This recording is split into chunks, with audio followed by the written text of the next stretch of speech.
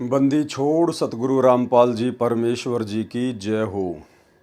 परमपिता परमात्मा सारी सृष्टि के रचनहार कुल मालिक असंख्य ब्रह्मांडों के स्वामी जगत गुरु तीनों लोकों में प्रवेश करके सबका भरण पोषण करने वाले राजाधिराज आत्माधार नाथों के नाथ देवों के देव महादेव सर्वेश्वर महेश्वर मृत्युंजय अजरो अमर आदि अनादि सनातनी प्रभु जगत पिता जगदीश्वर श्री श्री 1008 की उपाधि के वास्तविक अधिकारी अकाल मूर्त सौद स्वरूपी राम वासुदेव सर्वगतम ब्रह्म परम पूज्य परम संत परम पुरुष परम धनी परम दयालु सत्य कबीर हक्का कबीर अल्लाहु अकबर बाखबर अल्लाह ताला जगत के तारणहार जगत के मुक्तिदाता जगत के जगन्नाथ हारे के सहारे हिंदुओं के राम मुसलमानों के अल्लाह सिखों के वाहिगुरु ईसाइयों के मसीह दया के सागर दया निधि करुणा के सागर करुणा निधि स्वयंभू परिभू संकट मोचन कष्ट हरण मंगल करण दुख भंजन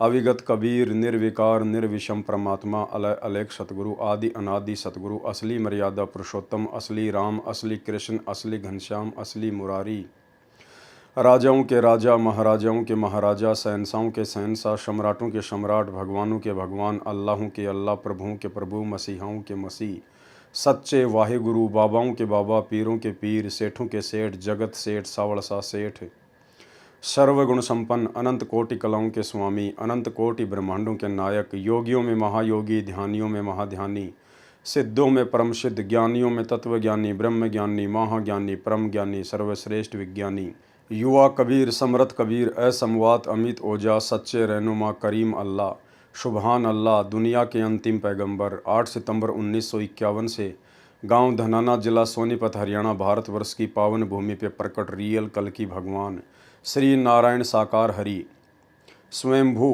संत श्रोमणी सतगुरु रामपाल जी परमेश्वर जी के चरण कमल में साध संगति से जुड़े हुए देश विदेश से हम सभी सत्सेवक भाई बहनों का अनंत कोटि दंडवत प्रणाम।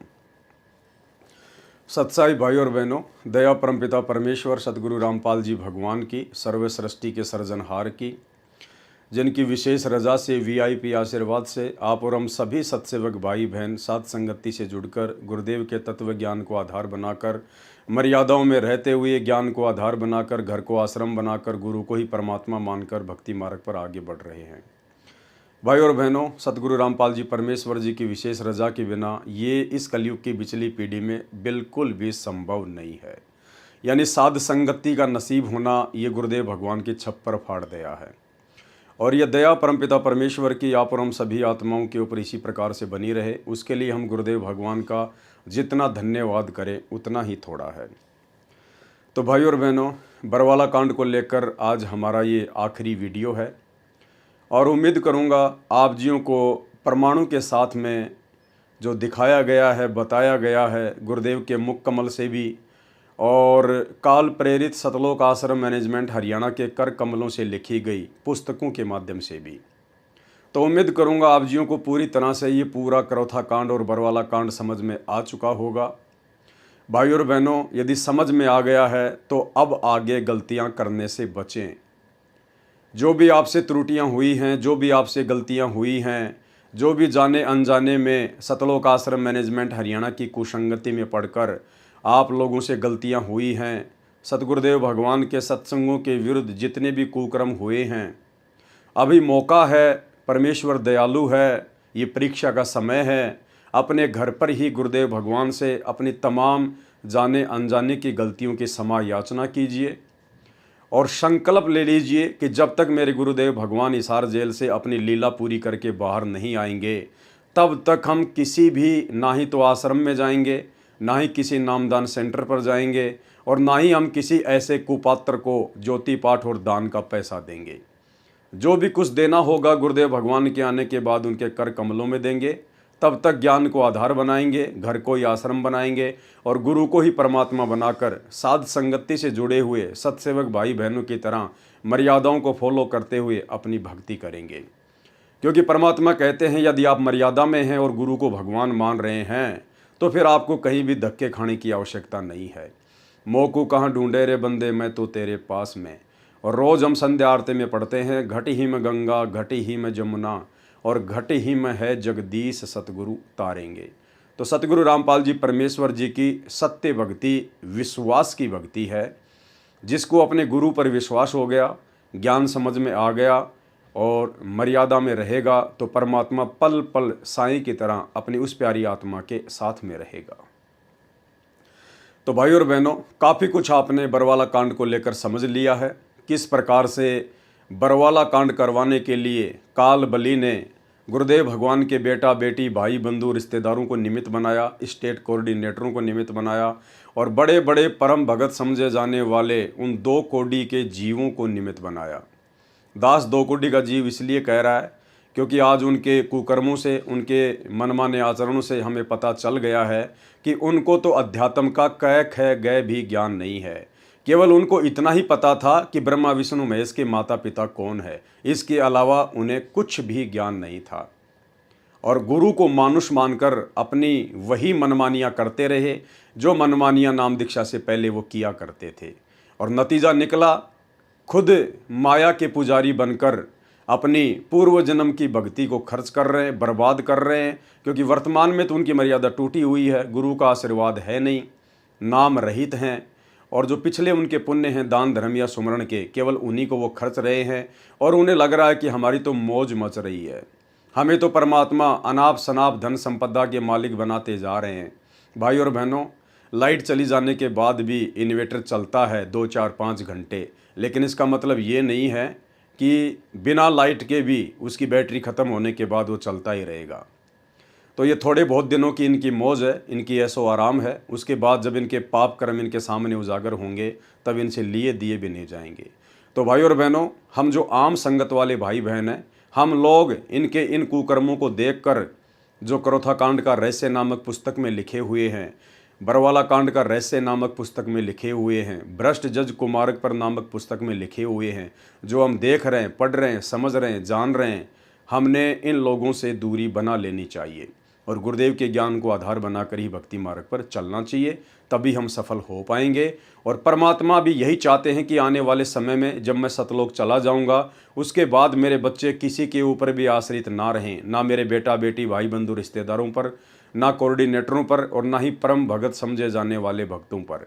हर स्थिति में मेरे ज्ञान को आधार बनाकर ही निर्णय लें, तभी ये भक्ति मार्ग पर सफल हो पाएंगे, अन्यथा काल इनको कभी भी झटका दे देगा। तो भाई और बहनों, आज हमारा लास्ट पार्ट है बरवाला कांड के ऊपर। तो बरवाला कांड से पहले जो पुस्तक लिखी गई थी राष्ट्रीय समाज सेवा समिति के द्वारा, जिस राष्ट्रीय समाज सेवा समिति में सतगुरु रामपाल जी परमेश्वर जी का कलयुगी परिवार शामिल था और जितने भी सतलोक आश्रम में मुख्य मुख्य सेवादार थे वो सभी शामिल थे और सब के सब काल प्रेरित थे, काल की गोद में बैठे हुए थे। उन्होंने काल को मौका दे दिया, वो काल के एजेंट बने हुए थे और इन्हीं तमाम आत्माओं को आधार बनाकर और इन्हीं आत्माओं से ये पुस्तक लिखवाकर भ्रष्ट जज कुमारक पर जजों को भड़काया गया। अनर्गल भाषा जजों के खिलाफ बोली गई, पुस्तक में यूज की गई, पुस्तक को बंटवाया गया, जिससे जजों को चुनौती दी गई और जजों ने फिर जबरन बरवाला कांड में अपनी भी सहभागिता निभाई। तो भ्रष्ट जज कुमारक पर राष्ट्रीय समाज सेवा समिति के सर्व सदस्य, ये समिति पूर्ण रूप से धार्मिक तथा गैर राजनीतिक है। लेकिन हम देख रहे हैं वर्तमान में जिस प्रकार 2019 में सतलोक आश्रम मैनेजमेंट हरियाणा ने कांग्रेस सरकार का समर्थन किया, कांग्रेस सरकार को वोट डलवाए और वर्तमान 2024 में बीजेपी सरकार का समर्थन किया, बीजेपी सरकार को वोट डलवाए। तो हम देख रहे हैं कि ये संस्था कितनी गैर राजनीतिक है। ये संस्था पूर्णतया राजनीतिक बन चुकी है। इस संस्था का भक्ति और भगवान से कोई लेना देना नहीं है। भ्रष्ट जज कुमारक पर भ्रष्ट जज बने चंडी माई जो बलि मांगती है। ये देखिए किस प्रकार की भाषा सतगुरु रामपाल जी परमेश्वर जी से उपदेश प्राप्त करने के बाद में, और जिनको हम अपनी नादानी में अपनी छोटी सोच के चलते बड़े बड़े परम भगत माना करते थे, गुरु जी का भाई, बड़े बड़े स्टेट कोऑर्डिनेटर, बड़े बड़े सेवादार, गुरुदेव के 24 घंटे साथ में रहने वाले उनके बॉडीगार्ड, ये उन लोगों की भाषा है जजों के प्रति जो इन्होंने इस पुस्तक में लिखी है, उनको भड़काया है। भ्रष्ट जज बने चंडी माई जो बलि मांगती है। और भाई और बहनों, इन्होंने बरवाला कांड के समय मीडिया को अपने इंटरव्यू देते समय भी जजों को भड़काने में किसी प्रकार की कोई कमी नहीं छोड़ी काल प्रेरणा से। एक छोटा सा इंटरव्यू दास आपको सुना देता है उसी राज कपूर उर्फ प्रीतम दास का, जो कि सरेआम कह रहा है, मीडिया वाले को कह रहा है कि वैसे तो हम संत रामपाल जी को कोर्ट में जाने नहीं देंगे, उन्हें भी हमारी लाश के ऊपर से गुजरना पड़ेगा और हमारी लाश के टुकड़े टुकड़े करके और हमारा मांस उन भ्रष्ट जजों के पास में भिजवा देना, उन भ्रष्ट जजों को खिला देना, ताकि हमारे मांस को खाकर उनको आत्म संतुष्टि मिले। कहने का मतलब भाई और बहनों, दास बार बार कहता है ये बरवाला कांड कोई सामान्य घटना नहीं थी, ये महाभारत से भी बड़ी घटना होनी थी इस कलयुग के हिसाब से। इन लोगों ने अपनी तरफ से किसी प्रकार की कोई कमी नहीं छोड़ी जजों को भड़काने में, काल को मौका देने में। इन्होंने खुद अपने इंटरव्यू दिए कि हमारे मांस को निकाल कर, हम जो लाखों भगतियां बैठे हुए आश्रम में, और हम पुलिस को तो अंदर जाने नहीं देंगे, हमारे गुरुजी की बात हम मानेंगे नहीं, अगर गुरुजी भी कोर्ट में जाना चाहेंगे तो उनको हम जाने देंगे नहीं। इनके इंटरव्यू दास ने आपको पिछले पार्ट में सुनाए थे कि किस प्रकार से ये गुरु को मानुस मान रहे थे, और फिर पूरे देश के सामने इंटरव्यू दे रहे हैं मीडिया को कि हमारे शरीर के टुकड़े टुकड़े करके हमारे मांस को भ्रष्ट जजों को खिला देना। यानी भाई और बहनों, अगर वहां पर नरसंहार भी होता जबरदस्त तरीके से, तो भी न्यायालय में कोई पैरवी करने वाला जज भी नहीं मिलता हमारे को, क्योंकि हम लोगों ने पहले ही उनको मौका दे रखा है। हम लोगों ने पहले ही अपनी जुबान से अपना एफिडेविट देश दुनिया के सामने दे रखा है जजों को कि हम लाखों भक्तों को मार के ही संत रामपाल जी को लेकर जाया जा सकता है, और मरने के बाद हमारा जो शरीर है उसका मांस निकाल के जजों को खिला देना। तो बताओ आप जजों को किस प्रकार से दोषी ठहराओगे? अगर वो जज आप लोगों को वास्तव में मारने का आदेश भी दे देते कि चाहे लाख मरें लेकिन संत रामपाल जी को कोर्ट में लेके आइए, और लाख भगत यदि मार दिए जाते, तो आप जी जजों को दोष नहीं दे सकते थे, क्योंकि आपकी बुद्धि पे तो काल बैठा था और आपकी जुबान पे बैठी थी दुर्गा, और जो जो बातें ना कहनी चाहिए थी वो बातें सारी की सारी इन बड़े बड़े परम भक्तों के मुख से काल ने निकलवा दी। सुनिए ये छोटा सा इंटरव्यू। हमारे साथ जो आश्रम के प्रवक्ता राज कपूर हैं उनसे जानेंगे। राज कपूर जी, आज का दिन ही बचा है और पुलिस किसी भी वक्त यहाँ पहुँच सकती है, जिस तरह से खबरें आ रही हैं, क्या कहेंगे? सर, हाई कोर्ट ने संत रामपाल जी महाराज को एक झूठे केस में फंसा के और 10 तारीख के लिए नॉन अवेलेबल वारंट किया है। तो संत रामपाल जी महाराज की तबीयत जो है वो पूर्ण रूप से खराब है और वो डॉक्टरों के देखरेख में चल रहे हैं, और उन्हें बेड रेस्ट की सलाह दी गई है डॉक्टरों द्वारा, और चलने फिरने में असमर्थ हैं पूर्ण रूप से। मैं भी अभी उनको देख के आया था कि उनसे बैठ भी नहीं सकते हैं, वो तो बेड पे हैं, और यदि वो ठीक होंगे तो मैं आपसे वादा करता हूं कि संत रामपाल जी महाराज खुद हाई कोर्ट जाएंगे और अपना जो भी पक्ष है वो रखेंगे। लेकिन अगर पुलिस आती है गिरफ्तार करने संत रामपाल को इस आश्रम में, तो आपके यहाँ पे हम देख रहे हैं कि भारी गिनती में लोग जुटे हुए हैं, तो क्या आप पुलिस को सहयोग करेंगे? क्या संत रामपाल अपनी गिरफ्तारी देंगे?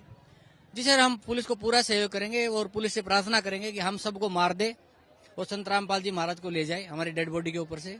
और हम सर पुलिस से और इस प्रशासन से यही प्रार्थना करेंगे कि जो हमें मार के संत रामपाल जी महाराज को ले जाएं, और हमारे मांस को, हमारी आखिरी इच्छा है कि हमारे मांस को निकाल के पका के, और जो भ्रष्ट जज हैं जो कानून की पालना नहीं करते हैं, अनदेखा करते हैं, कानून के साथ खिलवाड़ करते हैं, उन भ्रष्ट जजों को प्लीज हमारा मांस खिला दिया जाए, ताकि उनकी आत्मा को संतुष्टि मिल सके, उनको ये शांति मिले कि हमने संत रामपाल जी महाराज के जो शिष्य हैं उनका मांस खा लिया है, अब तो वो कम से कम हमें बख्श दें। ऐसे में यानी कि आश्रम का सीधा सीधा यही कहना है कि हर हाल में किसी भी कीमत पर तो संत रामपाल की गिरफ्तारी नहीं होने दी जाएगी। सर देखो, संत रामपाल जी महाराज की गिरफ्तारी का कोई मतलब नहीं है। संत रामपाल जी महाराज को यदि स्वस्थ हों। यह थे राज कपूर प्रवक्ता हैं सतलोक आश्रम के। इनका साफ कहना है कि किसी भी कीमत पर संत रामपाल को यहां से गिरफ्तार नहीं करने दिया जाएगा, और यह लोग सीधा सीधा कह सकते हैं विरोध करेंगे गिरफ्तारी का, और किसी भी कीमत पर गिरफ्तारी नहीं होने देंगे।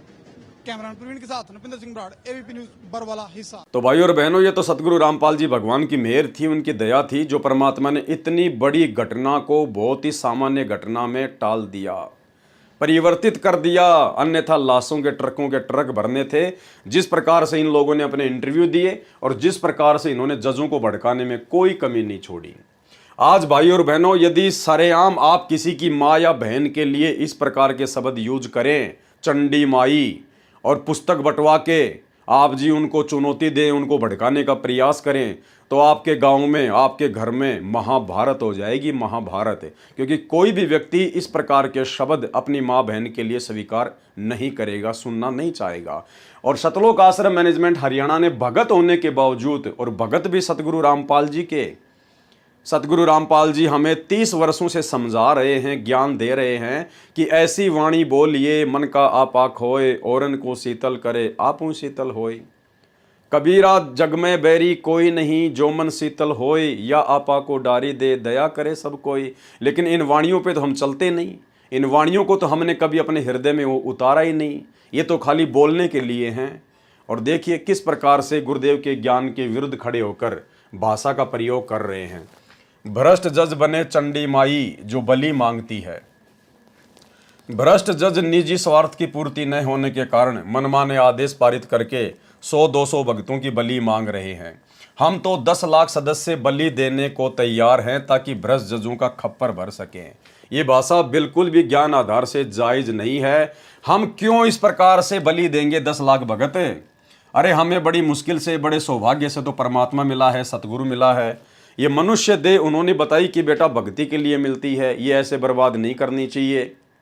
अगर कोई आत्महत्या करता है, छोटी छोटी बातों को लेकर लड़ाई झगड़ा करता है, मार काट करता है, तो वो तो दुष्ट आत्मा बताई सतगुरु रामपाल जी भगवान ने। और हम तो बड़ी आसानी से बरवाला कांड में 10 लाख लोगों की बलि देने के लिए तैयार हो गए। और भाई और बहनों, वास्तव में जब बलि देने का समय आया, वास्तव में जब बलि देने का समय आया, तो यही राज कपूर पीछे हट गया। भगोड़ा बनने का पूरा प्रयास किया, आश्रम से मुंह छुपाकर भागने का महेंद्र की तरह पूरा प्रयास किया, लेकिन ये पकड़ा गया। और उससे पहले इसने मीडिया को इंटरव्यू दिया। भाई और बहनों, जितने भी बेचारे नादान भगत, भोले भाले भगत जो वहाँ बैठे हुए थे आश्रम के बाहर, जो आंदोलन कर रहे थे, उनको तो गुरुजी का आदेश बता दिया गया कि गुरुजी का आदेश है, पुलिस को अंदर नहीं आने देना है, और गुरुजी कोर्ट की तारीख पर नहीं जाना चाहते हैं। तो भगत तो बेचारे नादान थे, भोले थे, सैकड़ों की संख्या में आश्रम के बाहर बैठ गए, जैसा भी उनके हाथों में डंडे वंडे, झंडे वंडे दिए गए।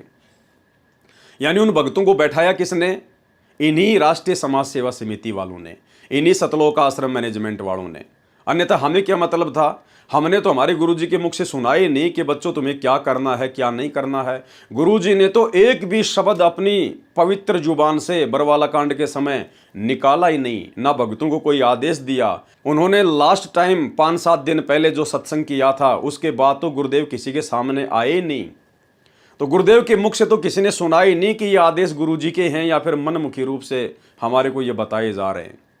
और भाई और बहनों, इन लोगों ने, जब मीडिया ने पूछा कि भाई ये इतने यहाँ पर बच्चे और महिलाएं बैठी हुई है, फालतू में बेचारे मारे जाएंगे, आपने इनको यहाँ क्यों बैठा रखा है, आप इनको अंदर जाने के आदेश क्यों नहीं देते? तो यही राज कपूर उर्फ प्रीतम दास, काल का एजेंट, राष्ट्रीय समाज सेवा समिति का सदस्य, सरेआम मीडिया के सामने कह रहा है। और उसके जस्ट पीछे खाकी कोट पहन के गुरुजी का बड़े वाला लड़का खड़ा है। ध्यान से देखना, राज कपूर के साइड में एक मोटे से मुंह का और खाकी सा एक कोट पहन रखा है, वो गुरुजी का बड़ा लड़का वीरेंद्र। और मीडिया वाला सवाल कर रहा है राज कपूर से कि इन बच्चों और महिलाओं को आप क्यों नहीं हटा रहे, और ये बच्चे और महिला यहाँ क्यों बैठी हैं? तो राज कपूर कह रहा है कि ये तो ज़बरदस्ती बैठे हैं, बच्चे और महिलाओं को हम लेके नहीं आए, बच्चे और महिलाओं को हम लेके नहीं आए, यानी अपना पीछा छुड़वा लिया। ये होता है काल का दूत, जब समय आता है तब भाग लेता है और बेचारे नादानों को मरवा देता है। इन्हीं लोगों ने उन सैकड़ों बच्चों और महिलाओं को वहां पर बैठाया, उनकी ड्यूटी लगाई। और जब मीडिया वाले पूछ रहे हैं तो कह रहे हैं बच्चे और महिलाओं को हम नहीं लेके आए। तो फिर मीडिया ने कहा कि फिर आप इनको हटा क्यों नहीं रहे? तो कह रहे हैं हम तो हटा रहे हैं लेकिन हमारी बात ही नहीं मान रहे। भाई और बहनों, इतना बड़ा झूठ, इतना बड़ा फरेब अपने ही भगत भाई बहनों के साथ। एक तरफ तो अपने गुरुजी को मानुस मान के उनके साथ में मनमानियां कर रहे हैं, गुरुजी की एक बात इन्होंने नहीं मानी बरवाला कांड में, और दूसरी तरफ बेचारे भोले भाले भगत भाई बहनों को गुरुजी का आदेश बता के आश्रम के बाहर बैठा दिया मरने मारने के लिए, और फिर अपना पीछा छुड़वा रहे हैं कि बच्चे और महिलाओं को हम नहीं लेके आए, ये हमारी बात ही नहीं मानते। कितना बड़ा झूठ इन लोगों ने बोला, सुनिए। बच्चे और महिलाओं को इसके बीच में लाने का क्या संदर्भ बच्चे है? महिलाएं हम नहीं लेके आए हैं, बच्चे महिलाएं आप भी बीमार आप हटा होते भी हैं। तो नहीं रहे उनको? किसको? बच्चे और महिलाओं को नहीं नहीं, हम हटा रहे हैं, लेकिन वो जिद कर रहे हैं। अब उनकी जिद के आगे हम क्या करें? वो भी संत रामपाल जी महाराज के अनुयायी। बच्चे और महिलाओं को इसके बीच में लाने का क्या संदर्भ है? बच्चे महिलाएं हम नहीं लेके आए हैं, बच्चे महिलाएं आप भी बीमार आप होते हटा भी हैं। तो नहीं रहे उनको? किसको? बच्चे और महिलाओं को नहीं नहीं, हम हटा रहे हैं, लेकिन वो जिद कर रहे हैं। अब उनकी जिद के आगे हम क्या करें? वो भी संत रामपाल जी महाराज के अनुयायी। तो भाई और बहनों, अब आप जी समझ सकते हैं कितना बड़ा ये काल का षड्यंत्र था, परमात्मा ने हल्के में टाल दिया। अब आपके मन में एक छोटा सा सवाल उत्पन्न हो रहा होगा कि गुरुजी ने आखिर 4-5 दिन जो घटनाक्रम चला, कभी कमांडो आ रहे हैं, कभी जा रहे हैं, कभी पुलिस आ रही है, कभी जा रहे हैं, तो गुरुदेव ने क्यों एक शब्द भी नहीं बोला? गुरुदेव को बोलना चाहिए था कि बच्चों आप ये क्या कर रहे हो, मैंने तुम्हें कब आदेश दिया, मेरा मार्ग क्या है और तुम ये क्या कर रहे हो? क्या तुम्हें मेरे ऊपर विश्वास नहीं है? क्या भगवान पे विश्वास नहीं है? गुरुदेव ने एक भी शब्द 5-7 दिन की उस नौटंकी में कुछ नहीं बोला। क्यों नहीं बोला? 2 कारण थे भाई और बहनों। पहली बात तो सतलोक आश्रम मैनेजमेंट हरियाणा ने गुरुदेव को भावनात्मक रूप से बंधक बना रखा था। ये लोग गुरुदेव भगवान की एक भी बात नहीं मानते थे और अंत में इन्होंने गुरुदेव भगवान को एक कमरे में बंद कर रखा था। अंत में इन लोगों ने गुरुदेव भगवान को सतलोक आश्रम बरवाड़ा में एक कमरे में बंद कर दिया था, जिस कमरे को बाद में पुलिस ने अंदर जाकर खोला बाहर से। और दूसरी बात भाई और बहनों, सतगुरु रामपाल जी भगवान समर्थ है, अंतर्यामी है, सब कुछ पता है, नो डाउट। आप और हमें तो पता है उनकी वास्तविक स्थिति क्या है। जानबूझकर सतगुरु रामपाल जी भगवान मूक दर्शक बने रहे, जानबूझकर। क्योंकि भाई और बहनों, सतलोक आश्रम मैनेजमेंट हरियाणा सतगुरु रामपाल जी परमात्मा के भक्ति मार्ग में सबसे बड़ी गंदगी है, सबसे बड़ी गंदगी। और इस गंदगी को संगत की नजरों से हटाए बिना, इस काले चश्मे को संगत की नजरों से हटाए बिना, ये संगत कभी भी दृढ़ होकर भक्ति मार्ग पर सफल नहीं हो सकती। और ना ही आने वाले समय में हजारों साल तक सतगुरु रामपाल जी भगवान का भक्ति मार्ग सही प्रकार से चल सकता है, यदि इस भक्ति मार्ग में इस गंदगी को सतगुरु रामपाल जी भगवान यूं ही छोड़ के चले गए तो। क्योंकि अब आगे इस भक्ति मार्ग में अन्य संतों और पंथों की तरह भाई भतीजावाद नहीं चलेगा, परिवारवाद नहीं चलेगा, वंशवाद नहीं चलेगा। परमेश्वर अलग से ही अपनी पूरी व्यवस्था करके जाएंगे। इन परिवार वालों का, गुरुदेव के बेटा बेटी, भाई बंधु रिश्तेदारों का, इन वर्तमान के स्टेट कोऑर्डिनेटरों का और बड़े बड़े सेवादारों का भक्ति मार्ग में किसी प्रकार का कोई रोल नहीं रहेगा। यानी साध संगतियां जो सतगुरु रामपाल जी भगवान ने चलाई हैं, आने वाले समय में परमात्मा के बच्चे ज्ञान आधार से इतने दृढ़ हो जाएंगे कि हमें किसी मैनेजमेंट की आवश्यकता पड़ेगी नहीं, हमें किसी प्रकार की मनमानियां करने की आवश्यकता पड़ेगी नहीं। हम सौपन में सोच भी नहीं सकते मनमानियां करने की। आज हम साध संगति से जुड़े हुए भगत भाई बहन लाखों की संख्या में हो चुके हैं। आज हम साध संगत वालों को ना तो किसी कोऑर्डिनेटर की आवश्यकता है, ना किसी परम भगत की आवश्यकता है, ना गुरुजी के परिवार की आवश्यकता है, ना भक्ति करने के लिए किसी आश्रम की आवश्यकता है। और सतलोक आश्रम मैनेजमेंट हरियाणा से लाखों गुना अच्छी मर्यादा में रह के अपने गुरु को भगवान मान के, घर को आश्रम मानकर भक्ति कर रहे हैं। तो परमेश्वर ऐसा ही पूरी संगत को अपने ज्ञान में रंग के चले जाएंगे, तो किसी को किसी की आवश्यकता पड़ेगी नहीं। और जो अच्छी आत्मा होंगी उनको परमात्मा यहाँ से निकाल देंगे। तो भाई और बहनों, इस प्रकार से फिर आगे ये भक्ति मार्ग परमात्मा का सेट होगा। और एक सत्संग में तो गुरुदेव भगवान ने बिल्कुल स्पष्ट कह रखा है भाई और बहनों, क्योंकि आने वाले समय में ये आश्रम नहीं रहेंगे। आने वाले समय में गुरुदेव के सतलोक जाने के बाद भक्ति करने के लिए आश्रमों की आवश्यकता नहीं होगी, बिल्कुल भी नहीं होगी। एक सत्संग में गुरुदेव ने स्पष्ट कर रखा कि जब बच्चों घर घर में ज्ञान हो जाएगा, घर घर में सीढ़ी हो जाएंगी, उस समय कोई काल का दूत यहाँ घुसेगा ही नहीं। ये ज्ञान की आवश्यकता तो इसलिए पड़ी कि कोई काल का दूत तुम्हारे को भ्रमित ना कर दे। आने वाले समय में सभी भगत होंगे, घर घर में ज्ञान होगा, घर घर में चर्चा होगी, गांव गांव में भगत होंगे, आपको कहीं जाने की आवश्यकता ही नहीं पड़ेगी। गांव गांव में सत्संग हुआ करेंगे, आपस में सब मालिक की चर्चा किया करेंगे, ज्ञान चर्चाएं हुआ करेंगी। और गुरुदेव ने स्पष्ट कह दिया कि आपको कहीं भी धक्के खाने की आवश्यकता नहीं पड़ेगी। ये दास जब सतलोक जाएगा तो ऐसी व्यवस्था करके जाएगा, आप लोगों को कहीं भी धक्के खाने की जरूरत ही नहीं पड़ेगी। अब भाई और बहनों, धक्के तब खाएंगे जब आश्रम होंगे। जब आश्रम ही नहीं होंगे तो धक्के कहाँ से खाएंगे? तो ये गुरुदेव का संकेत समझना। परमात्मा कह रहे हैं आने वाले समय में ये दास ऐसी व्यवस्था करके जाएगा, जब सतलोक जाएगा आप लोगों को कहीं भी धक्के खाने की आवश्यकता नहीं पड़ेगी। अर्थात जिस प्रकार से वर्तमान में सत्सेवक भाई बहन भक्ति कर रहे हैं उसी प्रकार से पूरी दुनिया भक्ति करेगी। सुनिए छोटा सा सत्संग। पुण्यात्माओं, ये ऐसा ज्ञान है सिंपल लैंग्वेज में, बूढ़े तो बूढ़ा कति 70-80 साल का भी इस ज्ञान को समझ जाए। अगर बालक 10 साल का भी इसको ध्यान से सुनेगा तो कति उंगलियां पर हटा दूंगा आपके। ज्ञान तो इसलिए बताना जरूरी हो गया कि अज्ञान गणा हो गया, कोई तुम्हें विचलित ना कर दे और ये बात बिगाड़ ना दे काल का दूत आके। इसलिए नहीं तो फिर 2 अक्षर की बात है, ये ज्ञान है, ये नाम है, ये भक्ति करो, फिर बातें खत्म होगी। ये मर्यादा है। अगर ये एक रूटीन पड़ जाएगा, फिर सत्संग घर घर में सीढ़ी हो जाएंगी, घर घर में सत्संग सुनियो। ये दास जब सतलोक दिला जाएगा ऐसी व्यवस्था बना के जाओगे कि तांडने की जरूरत ना पड़े। तुम घर घर में सीढ़ी हो जाएंगी, घर घर में सत्संग सुनियो। ये दास जब सतलोक दिला जाएगा ऐसी व्यवस्था बना के जाओगे कि तांडने की जरूरत ना पड़े। तुम घर घर में सीढ़ी हो जाएंगी, घर घर में सत्संग सुनियो। ये दास जब सतलोक दिला जाएगा ऐसी व्यवस्था बना के जाओगे कि तांडने की जरूरत ना पड़े। तुम और कई पीढ़ियों तक का मोक्ष होगा आपको। फिर कोई विचलित करने वाला नहीं रहेगा, ना काल का दूत घुसेगा जो तुम्हें बर्बाद कर दिया, तुम्हारे कोई अज्ञान पैदा कर दिया। ज्ञान नाम की चीज नहीं छोड़ेगी परमात्मा का, ऐसा ज्ञान है ये। और उसके बाद रही भाई और बहनों बात ज्योति और पाठ की कि भाई ज्योति और पाठ कहाँ करवाएंगे, तो आने वाले समय में ज्योति और पाठ बिल्कुल बंद हो जाएगा, इसकी किसी को कोई आवश्यकता नहीं होगी।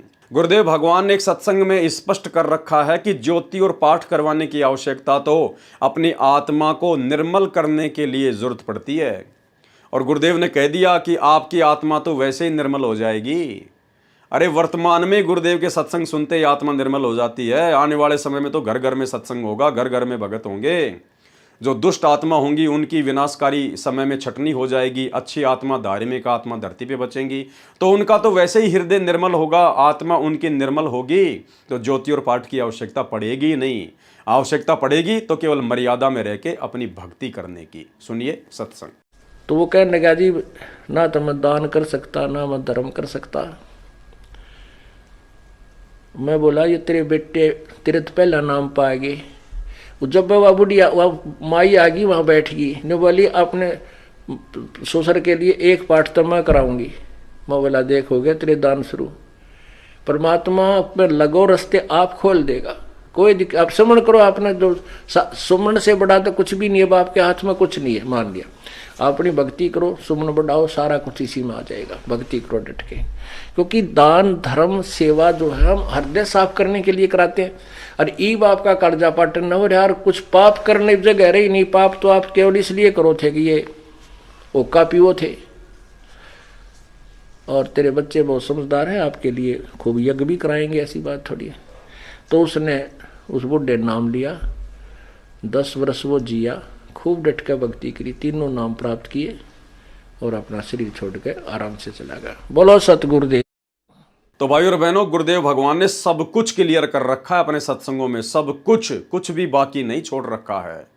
हमें ना कोई आश्रमों की जरूरत पड़ेगी, ना कहीं ज्योति पाठ करवाने की जरूरत पड़ेगी, ना हमें किसी से कोई शंका समाधान करवाने की जरूरत पड़ेगी, क्योंकि परमात्मा सारी व्यवस्था सेट करके जाएंगे।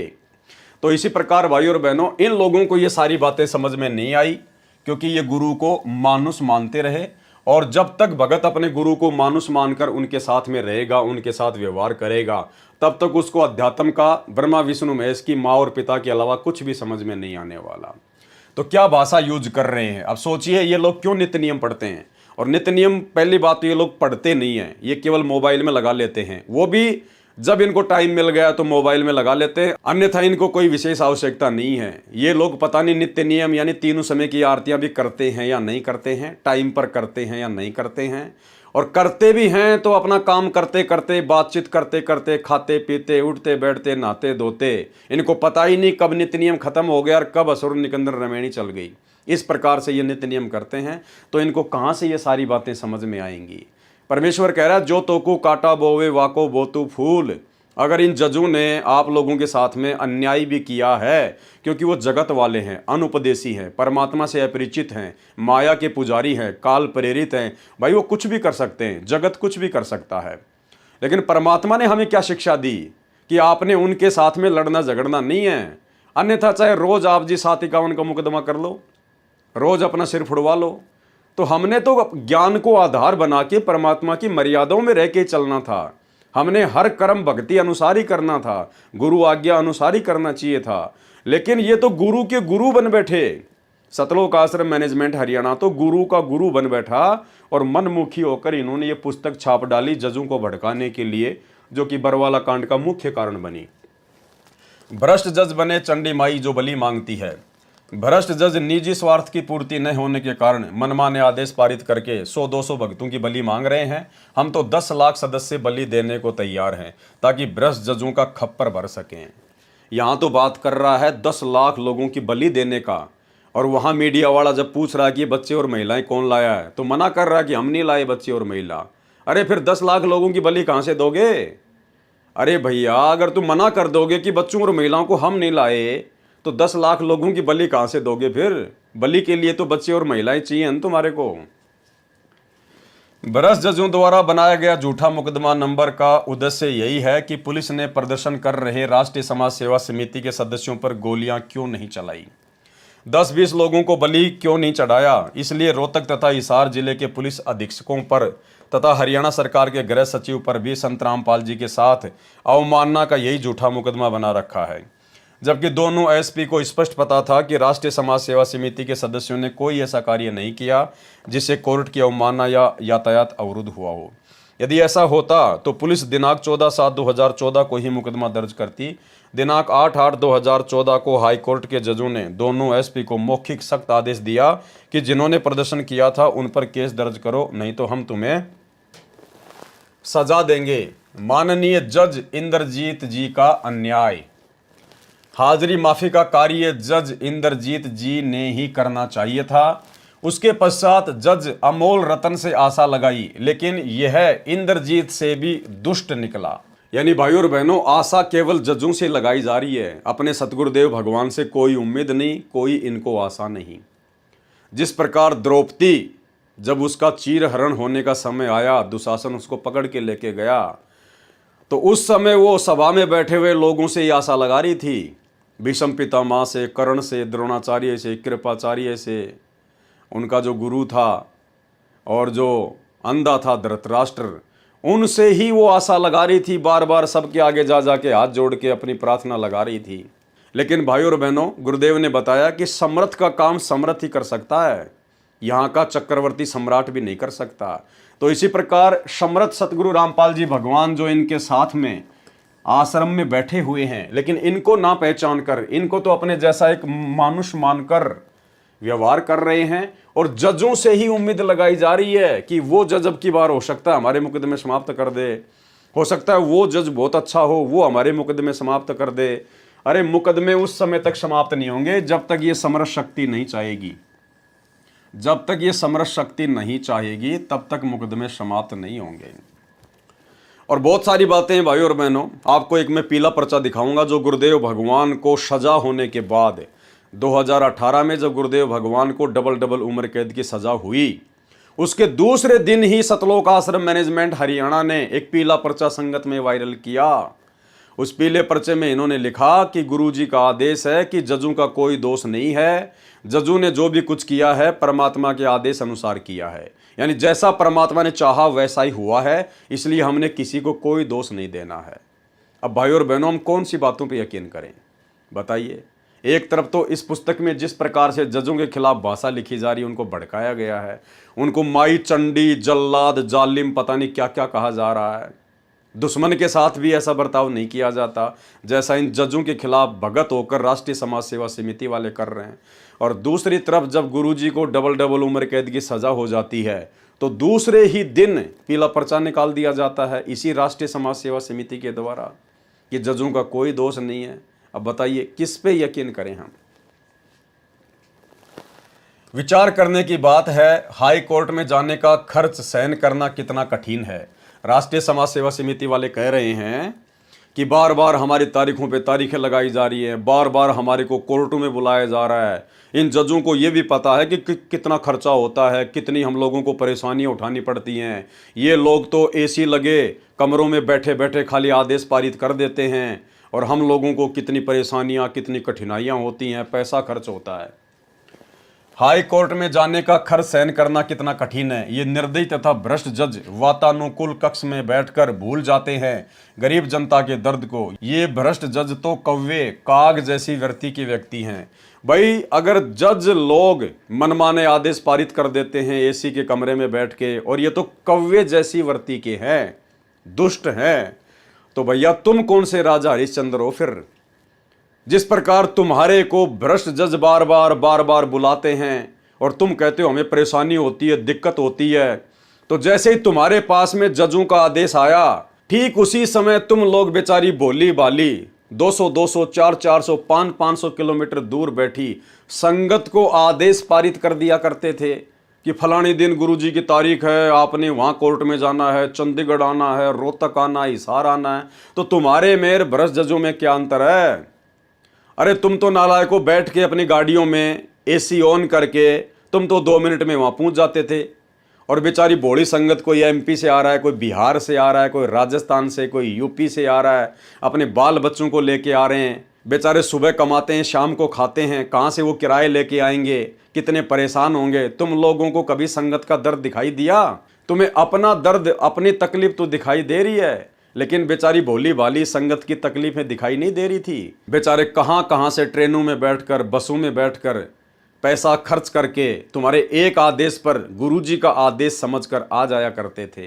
क्या तुम लोगों को कभी उस नादान संगत की, भोली भाली संगत की परेशानियां नजर आई जो जजों को तुम्हारी परेशानियां नजर आएगी? तो तुम दोनों एक ही कैटेगरी के हो। कौवा पशु के शरीर पर बने जख्म पर चोंच मारकर मांस नोचकर अपना पेट भरता है, उसको पशु के जख्म से होने वाले दर्द से कोई लेना देना नहीं है।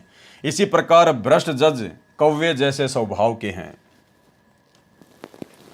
सर्व भक्तों ने एक पुस्तक सच बनाम झूठ लिखी, यानी राष्ट्रीय समाज सेवा समिति ने एक पुस्तक लिखी सच बनाम झूठ, और नाम ठोक रहे हैं सभी भक्तों का। अरे सारे भगत तो भैया कम से कम 20-25 लाख थे उस समय। तुम्हारे अनुसार 20-25 लाख भगत थे, जबकि वास्तव में 14.5 लाख ही भगत थे टोटल। तो क्या कह रहे हैं? सर्व भक्तों ने एक पुस्तक लिखी सच बनाम झूठ, जिसमें स्पष्ट लिखा था कि यह पुस्तक सर्व संगत ने मिलकर बनाई है। सर्व संगत को तो बेचारी को पता भी नहीं। लेखक के स्थान पर एक भगत बसंत दास का पता लिख दिया गया। लेखक के नाम पर किसका नाम लिखा गया? भगत बसंत दास का, जिसका इंटरव्यू दास ने आपको पढ़ाया था, जिसने सारनाम लेने के बाद 2009 में अपनी ही गुरु बहन के साथ में मुंह काला किया, कुकर्म किया।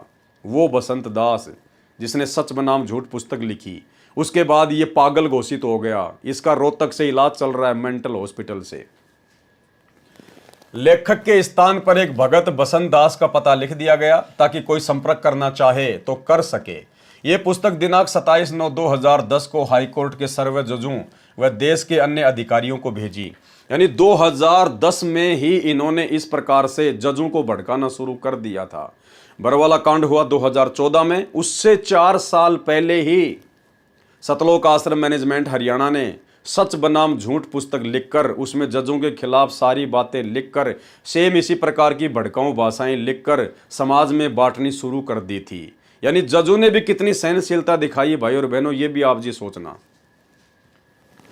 कहावत है कि रोजे माफ कराने गए, नमाज और गले डाल दी। भैया तुम कुकर्म ही ऐसे करते हो, तुम लोग ये कर्म ही ऐसे कर रहे हो। भगत होने के बावजूद अपने गुरु को परमात्मा ना मानकर, गुरु पर विश्वास ना करके, अपनी ही मनमानियां करते हुए जो कुकर्म तुम कर रहे थे, तो तुम्हारे साथ में ऐसा ही होना था। कहावत है कि रोजे माफ कराने गए, नमाज और गले में डाल दी। संत रामपाल जी महाराज ने पंजाब व हरियाणा हाई कोर्ट में सुरक्षा की अर्जी लगाई। सतगुरु रामपाल जी भगवान ने कोई सुरक्षा की अर्जी नहीं लगाई। ये सर्वशक्तिमान परमात्मा समर्थ है, इनको किसी की सुरक्षा की आवश्यकता नहीं है। ये अर्जी इसी राष्ट्रीय समाज सेवा समिति ने लगाई, इन्हीं बड़े बड़े परम भक्तों ने लगाई, और नाम ठोक दिया जाता है हर बात के पीछे सतगुरु रामपाल जी का। संत रामपाल जी महाराज ने पंजाब व हरियाणा हाईकोर्ट में सुरक्षा की अर्जी लगाई। माननीय हाईकोर्ट ने परिस्थितियों को देखते हुए सुरक्षा देने का आदेश दिया। 2009 पारित किया। माननीय पंजाब व हरियाणा कोर्ट के आदेश के बावजूद हरियाणा सरकार ने कोई सुरक्षा नहीं दी। भाई सतगुरु जब चाहेगा वही होगा, तुम्हारे करने से कुछ नहीं होगा। संत रामपाल जी महाराज ने माननीय पंजाब व हरियाणा हाई कोर्ट में हरियाणा सरकार के विरुद्ध कोर्ट की अवमानना का केस डाला। ये सतगुरु रामपाल जी भगवान ने नहीं डाला, इसी राष्ट्रीय समाज सेवा समिति ने डाला। सतगुरु यहाँ पर किसी पर मुकदमे करने नहीं आता। अगर सतगुरु मुकदमा करेगा तो उनके भगत क्या करेंगे? अरे हम तो अपने सतगुरु से सीखेंगे ना। अगर सतगुरु ही अवमानना का मुकदमा डालेगा अपनी तरफ से तो हम भगत क्या करेंगे भाई? अरे मालिक कहते हैं जो तो को काटा बोवे वाको बोतु फूल। तो सतगुरु कभी किसी पे अवमानना का या किसी अन्य प्रकार का मुकदमा नहीं डालता है। मुकदमा डालने वाले यही लोग थे, नाम सतगुरु रामपाल जी का। माननीय भ्रष्ट जज श्री हेमंत गुप्ता ने सरकार को तो कोई नोटिस तक नहीं किया, उल्टा संत रामपाल जी महाराज को इसी अवमानना के केस के तहत नोटिस कर दिया कि प्रथम दृष्टा के रूप से संत रामपाल जी पर सच बनाम झूठ पुस्तक के कारण कोर्ट की अवमानना का मुकदमा बनता है। यानी जो पुस्तक राष्ट्रीय समाज सेवा समिति ने लिखी जजों के खिलाफ और भड़काया जजों को, जब जजों ने उस पुस्तक को पढ़ा और एक्शन लिया तो वो मुकदमा भी संत रामपाल जी पे लगा दिया अवमानना का। ये होती है मनमानियाँ, चेला करे कांड और भुगते गुरु। ये पुस्तक लिखी राष्ट्रीय समाज सेवा समिति ने, बसंत सैनी का ऊपर नाम लिख दिया गया और जजों के खिलाफ अनर्गल बातें लिख दी गई। अब जज तो यही समझेगा कि भैया संत रामपाल जी ने लिखी होंगी, वरना उनके भगत अपनी तरफ से क्यों लिखेंगे। और अवमानना का मुकदमा संत रामपाल जी के ऊपर ठोक दिया गया। उसके बाद संत रामपाल जी ने क्या जवाब दिया? संत रामपाल जी पर सच बनाम झूठ पुस्तक के कारण कोर्ट की अवमानना का मुकदमा बनता है। कारण बताओ नोटिस संत रामपाल जी महाराज जी के नाम जारी कर दिया गया। अब गुरुजी ने क्या जवाब दिया? संत रामपाल जी महाराज ने शपथ पत्र में लिख दिया कि इस पुस्तक में मेरा कोई लेना देना नहीं है। भाई सतगुरु झूठ नहीं बोलेगा ना, इतना तो हमें यकीन है, चाहे दुनिया इधर से उधर हो जाए, सतगुरु झूठ नहीं बोलेगा। ये सतवादी परमात्मा है। हम रोज संध्या आरती में पढ़ते हैं, सतवादी के चरणों की मैं सिर पर डारूं धूर, 84 निश्चय मिटे पहुंचूं तख्त हुजूर। इसके हर नाम के पहले सत लगता है, सत साहिब, सतलोक, सतवादी परमात्मा, सत्य पुरुष। ये परमेश्वर कभी झूठ नहीं बोलता। तो गुरुदेव ने स्पष्ट कह दिया अपना शपथ पत्र देते हुए कि मेरा इस पुस्तक से कोई लेना देना नहीं है। अर्थात फिर ये मनमानियां कौन कर रहा था? आश्रम मैनेजमेंट, गुरुजी का परिवार, गुरुजी का भाई। संत रामपाल जी महाराज ने शपथ पत्र में लिख दिया कि इस पुस्तक में मेरा कोई लेना देना नहीं है। ये तो लेखक बसंत दास ही सही बता सकता है। भगत बसंत दास को हाईकोर्ट ने नोटिस दिया। उसमें भगत बसंत दास ने कहा कि यह पुस्तक मैंने अन्य लाखों भक्तों के सहयोग से लिखी। अब जैसे ही बसंत सैनी के नाम पे नोटिस आया, उसको जवाब देने के लिए कहा गया, तो उसकी भी हवा निकल गई बसंत दास की, और कहने लगा ये पुस्तक मैंने अकेले ने नहीं लिखी, ये तो लाखों भक्तों के सहयोग से लिखी है। अरे लाखों भक्तों ने पेन चलाए थे क्या नालायको? देखो मनमानियों का नतीजा भाई और बहनों फिर ये होता है। उसमें भगत बसंत दास ने कहा कि यह पुस्तक मैंने अन्य लाखों भक्तों के सहयोग से लिखी है। तब संत रामपाल जी महाराज को उस झूठे मुकदमे से राहत मिली। संत रामपाल जी महाराज को न्यायालय में बुलाया नहीं, परंतु भ्रष्ट जज हेमंत गुप्ता तथा भ्रष्ट जज सूर्यकांत ने सरकार को अवमानना केस से बरी कर दिया और अकेले बसंत दास को दोषी ठहराकर कोर्ट की अवमानना का मुकदमा बना दिया। जबकि 5000 उन भक्तों ने शपथ पत्र भी दिए जिन्होंने पुस्तक सच बनाम झूठ के लिखने व छुपाने में सहयोग दिया था, परंतु भ्रष्ट जजों ने जानबूझकर उनको अनदेखा कर दिया, केवल बसंत दास जी को बलि का बकरा बना दिया। भ्रष्ट जजों ने भगत बसंत दास का जीवन नष्ट कर दिया। क्यों भाई? बसंत दास तो भगत है ना। अरे बसंत दास तो परमात्मा का भगत है, बहुत बड़ा परम भगत है, राष्ट्रीय समाज सेवा समिति का मेंबर है, सदस्य है, आश्रम के मुख्य सेवादारों में उसकी गिनती आती है। फिर ऐसे परम भगत का जीवन कौन बर्बाद कर देगा? अरे तुम क्या बोल रहे हो भाई अपनी गंदी जुबान से? क्यों संत रामपाल जी का नाम बदनाम कर रहे हो तुम? ऐसे परम भगत बसंत सैनी का जीवन क्या एक जज बर्बाद कर सकता है? नहीं कर सकता। भ्रष्ट जजों ने भगत बसंत दास का जीवन नष्ट कर दिया। फिर भक्ति क्या खाक कर रहा है? अरे भक्ति क्यों कर रहा फिर भक्ति क्या काम आई इसके, जब एक जज ने इसका जीवन बर्बाद कर दिया और इतने दिनों से सतगुरु की शरण में है, सतगुरु ने जीवन आबाद नहीं किया और एक जज ने इसका जीवन बर्बाद कर दिया, नष्ट कर दिया, तो क्यों भक्ति कर रहा था? फिर ये ड्रामा कर रहा था ये तो। भ्रष्ट जजों ने भगत बसंत दास का जीवन नष्ट कर दिया। अब भाइयों और बहनों, कारण क्या था? पहले तो राष्ट्रीय समाज सेवा समिति वालों ने वो पुस्तक लिखकर सच बनाम झूठ और बसंत दास का नाम उस पुस्तक के ऊपर लिखकर उसमें गुब्बारे की तरह हवा भर दी। बसंत दास फूल गया कि लेखक के रूप में मेरा नाम लिख दिया गया। उसको आगे का नहीं पता था, क्योंकि आगे इनकी बुद्धि भैंस की तरह काम नहीं करती है। और बाद में जब Punjab and Haryana high court के जज ने उसके ऊपर एक्शन लिया और मुकदमा किया, तो बसंत दास की सारी हवा निकल गई कि यार ये तो मैं अकेला फंस गया और तो किसी का नाम ही नहीं आया, मेरे अकेले के ऊपर ही मुकदमा डाल दिया गया। तो भाई साहब के दिमाग के स्क्रू ढीले हो गए, पागल हो गया, मेंटल हो गया, मेंटल। ये सारनामी गुरुजी का परम भगत पागल हो गया। देखिए, जब बसंत दास को पता चला कि तुझे अकेले को मुकदमा नंबर 22/2011 में फंसा दिया, अन्य को छोड़ दिया, तो उसके दिल को ऐसा झटका लगा कि उसका मानसिक संतुलन बिगड़ गया, अनबोल हो गया, यानी बोला नहीं गया उससे, मुंह के ताला लग गया उसका मानसिक संतुलन गड़बड़ा गया कि तेरे को तो अकेले को फंसा दिया, अगर 10-20 और फंसते तो ठीक था, लेकिन तू तो अकेला फंस गया। उसका मानसिक संतुलन बिगड़ गया, अनबोल हो गया, यानी बोला नहीं गया उससे कई दिन तक। रस्सा उठाकर गले में डालकर पंखे पर लटककर आत्महत्या करने का प्रयास करने लगा। अब ये हैं सारनामियों के लक्षण, देखते जाओ भाई और बहनों आप।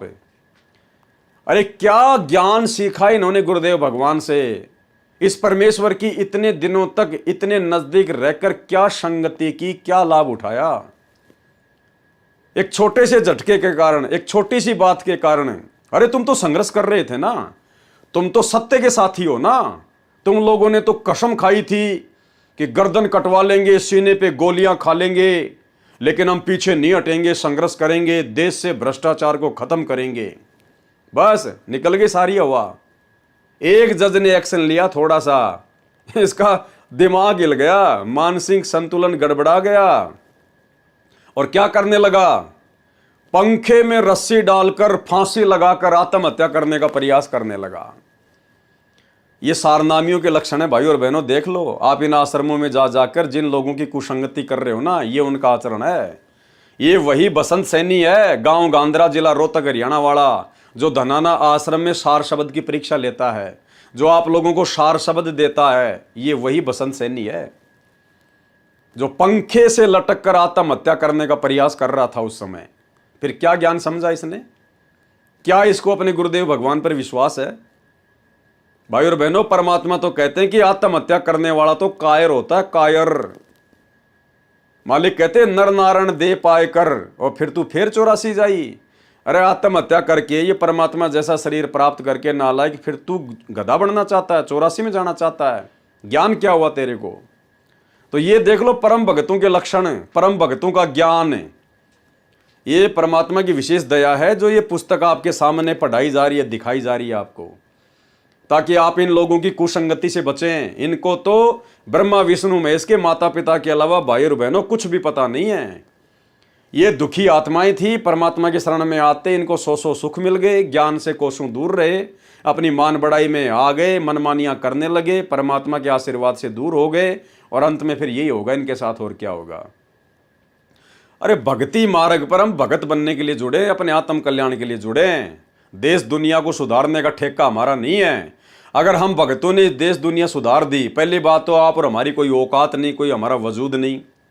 और यदि हम लोगों ने ही देश दुनिया सुधार दी अपनी तरफ से कार्य करके, जिस प्रकार ये राष्ट्रीय समाज सेवा समिति ने ठेका ले रखा था भ्रष्टाचार मुक्त भारत बनाने का, अगर हम भक्तों ने ही अगर देश दुनिया सुधार दी, तो सतलोक से आए हुए इस परमात्मा को कौन परमात्मा मानेगा? फिर तो हम ना परमात्मा बन जाएंगे भगत ही। तो भाई और बहनों, समर्थ का काम उसी को साजे और करे तो मूर्ख बाजे। अचिंत ने जो गलती की थी सृष्टि रचना के समय, उससे भी बड़ी गलतियां यहां सतलोक आश्रम मैनेजमेंट हरियाणा ने की हैं, कर चुके हैं।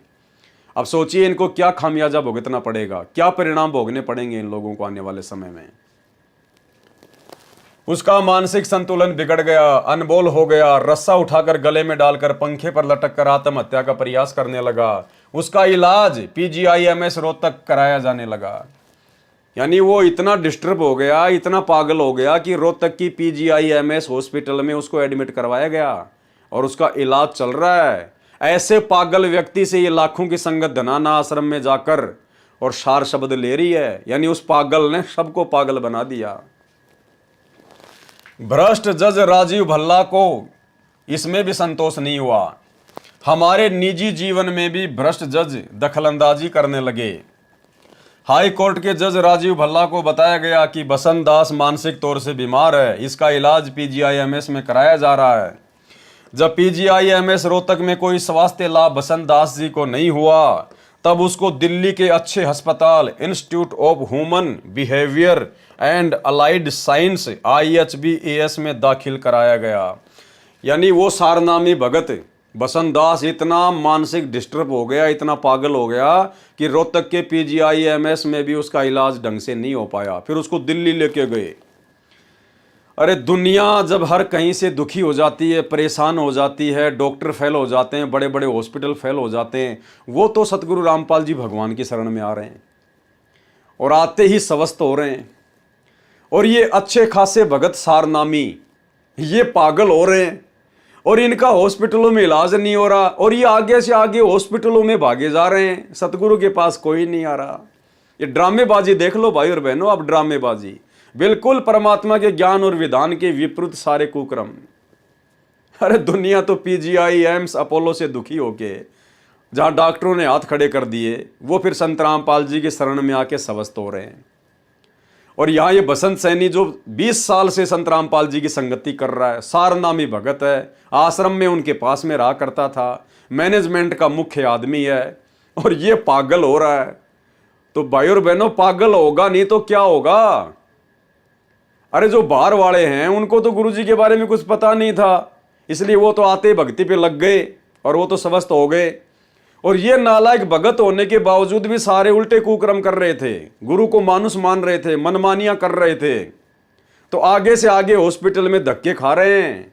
यानी इनको संत रामपाल जी पे किसी प्रकार का कोई विश्वास नहीं, ना ये संत रामपाल जी को कोई कबीर भगवान मानते, ना ये कबीर जी का अवतार मानते, ये कुछ नहीं मानते, अपने जैसा मानते हैं। नहीं तो इस पागल आदमी को हॉस्पिटल में जाने की जरूरत क्या थी, अपने गुरुजी के चरणों में गिर जाता। अरे यदि गुरुजी के अनुसार ये पुस्तक लिखी जा रही है, गुरुजी के अनुसार ही जजों को भड़काया जा रहा है और सारा का सारा काम यदि ये मैनेजमेंट गुरुजी के अनुसार ही कर रहा था, उनकी आज्ञा में रह के कर रहा था, तो अपनी ऐसी आज्ञाकारी आत्मा को गुरुजी पागल थोड़ा ना होने देंगे। फिर भगवान क्या काम आया फिर भाई। एक तरफ तो तुम गुरुजी की आज्ञा में रह के सारा काम कर रहे थे बरवाला कांड में, फिर गुरुजी अपनी ऐसी प्यारी प्यारी आत्माओं को पागल थोड़ी होने देंगे। गुरुजी तो तुरंत आशीर्वाद देकर ले बेटा हो जा स्वस्थ, जाके संघर्ष कर। लेकिन गुरुजी की तरफ से कोई आशीर्वाद नहीं, कोई लाभ नहीं। क्यों? क्योंकि गुरु मानुष कर जानते, वो नर कहीं अंध, ओवे दुखी संसार में आ गए यम के फंद। ये हाल है भाई और बहनों। आप किन कुपात्रों की कुसंगति कर रहे हो? गुरुदेव का आशीर्वाद जिनके आसपास भी नहीं है। संभल जाओ, सुधर जाओ, साथ संगति से जुड़ जाओ, नहीं तो जीवन नरक बनेगा, नरक। जहां उसके स्वास्थ्य में सुधार होने लगा, दिनांक 4/8/2014 को हाईकोर्ट में बसंत दास की पेशी थी। बसंत दास के भाई सुरेंद्र जी न्यायालय में उपस्थित हुए तथा जज राजीव भल्ला जी को बताया कि बसंत दास को PGIMS रोहतक से लाभ नहीं हुआ, इसलिए उसको दिनांक 23/7/2014 को दिल्ली के प्रसिद्ध अस्पताल IHBAS में दिखाया गया है। हाई कोर्ट के माननीय जज श्री राजीव भल्ला जी ने सुरेंद्र को आदेश दिया कि बसंत दास को दिनांक 19/8/2014 को PGIMS में ही इलाज के लिए वापस लाओ। जज महोदय को बताया गया कि हम बसंत दास जी का IHBAS सरकारी अस्पताल में इलाज करा रहे हैं। जज राजीव भल्ला चिल्ला कर बोला कि तुम कोर्ट की आज्ञा का पालन नहीं करते हो, PGIMS रोहतक में ही दिखाओ। बसंत दास के भाई सुरेंद्र ने कहा कि हमने अपने भाई का जीवन देखना है। जज के सामने क्या कहा बसंत दास के भाई सुरेंद्र ने कि नहीं, हमने तो अपने भाई का जीवन देखना है, हम उसका इलाज दिल्ली में ही करवाएंगे। फिर जज ने ढंग से डांट मारी, फिर 2 मिनट में सरेंडर हो गया। बोला ठीक है साहब, ले आएंगे उनको। बसंत दास के भाई सुरेंद्र ने कहा कि हमने अपने भाई का जीवन देखना है। यह कहने के बाद तो जज राजीव भल्ला जी का पारा चढ़ गया। कहा कि तुम खुद जज बन गए हो, खुद ही वकील बन गए हो, मैं जो कहता हूं वही करो। उसके बाद में फिर क्या किया सुरेंद्र जी ने, भ्रष्ट जजों उर्फ जल्लादों के डर से, भाषा देखना आप इनकी भाई और बहनों, भ्रष्ट जजों उर्फ जल्लादों के डर से कोर्ट के आदेश अनुसार बसंत जी को दिनांक 19/8/2014 को PGIMS रोहतक अस्पताल में ले जाया गया। डांट पड़ते ही ले आए वापस उसको वहीं रोहतक में। डॉक्टर ने कोर्ट का आदेश देखकर बसंत जी को दाखिल कर लिया। दिनांक 19/8/2014 से दिनांक 28/8/2014 तक बसंत की स्थिति अधिक बिगड़ गई। वह दिनांक 28/8/2014 को PGIMS रोहतक से अचानक चला गया। उसको खोजा जा रहा है। भाग गया पागल होके। देख लो भाई और बहनों, मतलब कॉमेडी भी कर रहे हैं साथ साथ में ये लोग। वो बसंत सैनी फिर इतना पागल हो गया, ये कह रहे हैं मैनेजमेंट वाले कि रोहतक मेंटल हॉस्पिटल से भाग गया। कह रहे हम उसको ढूंढ रहे हैं, वो मिल नहीं रहा। अरे ऐसे पागल व्यक्ति से आप लोगों ने धनाना आश्रम में सार शब्द ले लिया। अरे क्या बनेगी आप लोगों के साथ में। यदि बसंत दास को कुछ हो गया तो जल्लाद उर्फ जज राजीव भल्ला जिम्मेदार होगा। जज क्यों जिम्मेदार होगा भाई, कुकर्म करो तुम। भ्रष्ट जज जानबूझकर सत्ते से आंखें बंद किए हुए हैं। जज सुशील कुमार के जल्लाद कर्म। देखते जाओ भाई और बहनों, जज की पोजीशन क्या होती है और जल्लाद की पोजीशन क्या होती है। जब आप इस प्रकार की भाषा एक भगत होने के बावजूद यूज करोगे तो जजों का पारा नहीं चढ़ेगा तो और क्या होगा। सुशील कुमार गुप्ता सेशन जज रोहतक का बोया बीज है। झूठा मुकदमा 12/2014 बना। कृपया पढ़ें उस पत्र की फोटोकॉपी जो माननीय राष्ट्रपति जी तथा मुख्य न्यायाधीश पंजाब तथा हरियाणा हाईकोर्ट चंडीगढ़ को दिनांक 23/4/2014 को लिखा था। इसकी एक कॉपी सेशन जज रोहतक को भी भेजी थी, जिस पर आज दिनांक 25/10/2014 तक कोई कार्रवाई नहीं हुई। RTI से जानकारी प्राप्त की तो लिख दिया कि कार्रवाई चल रही है। अधिक जानकारी पृष्ठ 27 पर पढ़ें। भ्रष्ट जज सविता कुमारी JMIC रोहतक कोर्ट के जल्लाद कर्म। जज सविता कुमारी जी ने 2 मई 2013 को रोहतक कोर्ट में हमारे मुकदमा नंबर 192/2006 की पहली तारीख लगाई। अप्रैल 2014 तक लंबी लंबी तारीख दिया करती थी। जब से इसकी शिकायत की है तब से इसने छोटी छोटी तारीखें देकर अपना प्रतिशोध लेना प्रारंभ कर दिया। यानी जो कुबद है इन्होंने खुद शुरू की। पहले वो लंबी लंबी तारीखें दिया करती थी, कोई दिक्कत नहीं थी, लेकिन इन्होंने सच बनाम झूठ में उस जज के खिलाफ, सविता के खिलाफ भी ऐसी ऐसी बातें लिखना शुरू कर दी। और जब उसने पुस्तक पढ़ी तो उसने छोटी छोटी तारीखें देना शुरू कर दी।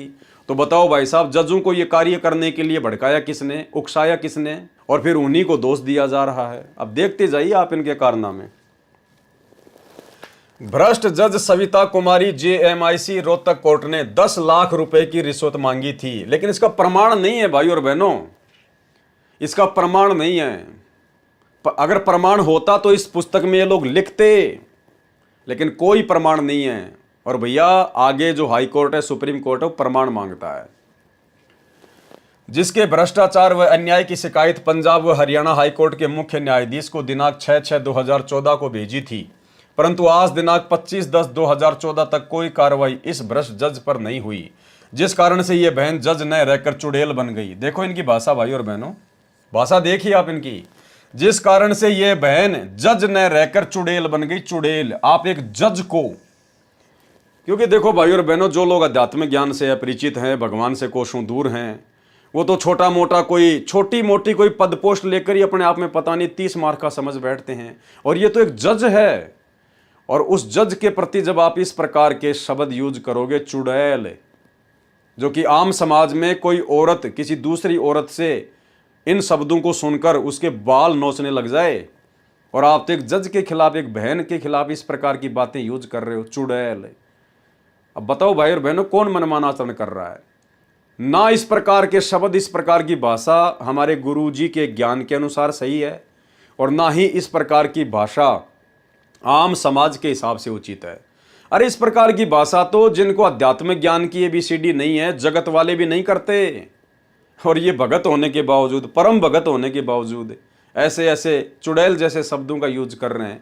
तो भाई और बहनों, जज फिर अपना प्रतिशोध नहीं लेंगे तो और क्या करेंगे। इनके हौसले इतने बुलंद हो गए हैं कि रिश्वत न मिलने का प्रतिशोध लेते हुए छोटी छोटी तारीखें लगा रही है। इस मुकदमे में 19 व्यक्ति नामजद हैं। वे न घर का कार्य कर पाते हैं, न ही नौकरी, न ही खेती, न ही मजदूरी ठीक से कर पा रहे हैं। इस जज उर्फ चुड़ैल सविता का प्रतिशोधात्मक घटिया कानून विरुद्ध कार्य फिर चुड़ैल शब्द। एक पलवल पुत्र जोगीश बोस निवासी लखनऊ उत्तर प्रदेश इसी मुकदमा संख्या 192 डेट 18/7/2006 PS सदर रोहतक में नामजद है। यह मुकदमा 18/7/2006 से चल रहा है। पलवल दास पहली बार अस्वस्थ होने के कारण दिनांक 3/7/2014 को कोर्ट में हाजिर नहीं हो पाया। अब देख लो, मेन भाइयों बहनों पॉइंट ये है कि इस प्रकार की भाषा भक्तों के लिए उचित नहीं है। अब यहां से पढ़ेंगे हम। ये सारी बातें हमने विजय को झज्जर जेल से दिनांक 15/3/2014 को जमानत होने पर बताई। ये कौन विजय है? ये वही विजय है जिसने करोथा कांड का रहस्य नामक पुस्तक लिखी थी। ये है वो विजय। ये भी पागल बन के घूम रहा है। यह सारी बातें हमने विजय को झज्जर जेल से दिनांक 15/3/2014 को जमानत होने पर बताई, जो दिनांक 6/3/2014 से 15/3/2014 तक झज्जर जेल में अन्य केस में था। यह बात सुनकर विजय ज्यादा तनाव में आ गया, जिसको 30/3/2014 को पागल वार्ड PGIMS रोहतक में दाखिल करवाना पड़ा। ये सतगुरु रामपाल जी परमेश्वर जी के बड़े बड़े समझे जाने वाले परम भक्तों के आचरण हैं, उनके लक्षण हैं। पागल हो रहे सारे के सारे धीरे धीरे मनमान आचरण करेंगे, गुरु को मानुष मानेंगे, अपनी तरफ से अधिक व्यवस्था करेंगे तो और क्या होगा भाई और बहनों। आप और हमने शिक्षा लेनी है निकट भविष्य में। ये पुस्तक पढ़ के हम फालतू में समय बर्बाद नहीं कर रहे। हमने शिक्षा लेनी है कि गुरु को मानुष मानकर जो घटिया कर्म हमसे पहले इन बड़े बड़े समझे जाने वाले भक्तों ने किए हैं और जिसका नतीजा ये भोग रहे हैं, पागल बन के घूम रहे हैं, पागल बन के सतगुरु रामपाल जी के सारनामी भगत होने के बावजूद भी पागल बन के घूम रहे हैं। तो कहां इनके साथ में गुरु जी का आशीर्वाद है, कहां इनके भक्ति काम आ रही है। यह बात सुनकर विजय ज्यादा तनाव में आ गया, जिसको 30/3/2014 को पागल वार्ड PGIMS रोहतक में दाखिल करवाना पड़ा। उसने कई बार आत्महत्या करने की कोशिश की इसने भी कई बार सुसाइड करने का प्रयास किया, आत्महत्या करने का प्रयास किया। बताओ अब भाई और बहनों, ये कहां से नित्य नियम करते होंगे, कहां ये मंत्र करते होंगे, कहां ये सत्संग सुनते होंगे। जो आदमी पागल हो जाए, आत्महत्या करने का प्रयास करने लगे, वो कहां भक्ति करेगा। और ऐसे पागलों को हम परम भगत मान के और इनकी कुसंगति में पड़े हुए थे, और आज भी उन्हीं पागलों की कुसंगति में पड़े हुए हैं, जिनमें से कुछ तो पागल हो चुके हैं, बाकी का नंबर आना भी बाकी है। तथा इसी तनाव के कारण वह PGIMS रोहतक से दिनांक 31/3/2014 को पता नहीं कहां चला गया वो भी बसंत सैनी की तरह भाग गया पागलवाड़ से। वो विजय भी भाग गया और कह रहे पता नहीं कहां चला गया। ये हाल है संत रामपाल जी के परम भक्तों के, सतलोक आश्रम मैनेजमेंट हरियाणा वालों के, जिसको जमानती तथा घर वाले तलाश कर रहे हैं। उसको ढूंढ रहा है, उसका जमानती भी ढूंढ रहा है, उसको उसके घर वाले भी ढूंढ रहे हैं। अगर उसके साथ कोई अनहोनी होती है तो उसका जिम्मेदार माननीय सेशन जज सुशील कुमार गुप्ता होगा। तुम्हारे कहने से नहीं होता कोई। ये सभी बातें हमने समाज सेवा समिति के मुख्य सदस्यों को बताई। पूरे भारतवर्ष में समाज सेवा समिति के लगभग 10 लाख सदस्य हैं। अरे बार बार 10 लाख सदस्य, 10 लाख सदस्य, तुमने क्या उखाड़ लिया उन जजों का? 10 लाख सदस्यों ने तुमने केवल बरवाला कांड करवाना था, काल प्रेरणा से वो करवा दिया। अब तुम अपना धर्म को धंधा बना के आश्रमों में बढ़िया ज्योति पाठ और दान का पैसा लूट रहे हो। तुम्हारा बाप जेल में दुख भोग रहा है और तुम लड्डू जलेबी बर्फी खा रहे हो। बस ये था तुम्हारा टारगेट, इसके अलावा कुछ भी नहीं था। 10 लाख सदस्य, 10 लाख सदस्य, क्या उखाड़ लिया तुम लोगों ने भाई? रोहतक जिला कोर्ट के सेशन जज श्री सुशील कुमार गुप्ता जी के भ्रष्टाचार की शिकायत हमने 24 अप्रैल 2014 को आपके पास भेजी थी। भेजते रहो, किसको क्या फर्क पड़ता है। जिसमें बताया गया कि श्री सुशील कुमार गुप्ता जी ने हमारे से 30 लाख रुपए की मांग की। मांग पूरी न होने के कारण जो अन्याय किया गया उसका विस्तृत विवरण लिखा है, परंतु पता गलत लिख जाने के कारण कई दिनों के पश्चात वह पत्र हमें वापस प्राप्त हुआ। इसी कारण से इस माननीय भ्रष्ट जज श्री सुशील कुमार गुप्ता जी सेशन जज रोहतक की जांच शुरू नहीं हो पाई, जिसका हमें इंतजार था। वह पत्र पुनः पता ठीक करके आप जी के पास उचित कार्रवाई के लिए भेज दिया गया है। आशा है कि न्यायालय की गरिमा बनाए रखने तथा जनता का विश्वास न्यायालय के प्रति बरकरार रखने के लिए आप जी अवश्य कड़े कदम उठाएंगे। अरे आने वाले समय में सतगुरु की भक्ति और सतगुरु के अलावा किसी का किसी पे कोई विश्वास नहीं होगा। तुम कहाँ न्यायालय के प्रति लोगों का विश्वास दृढ़ करने की बात कर रहे हो।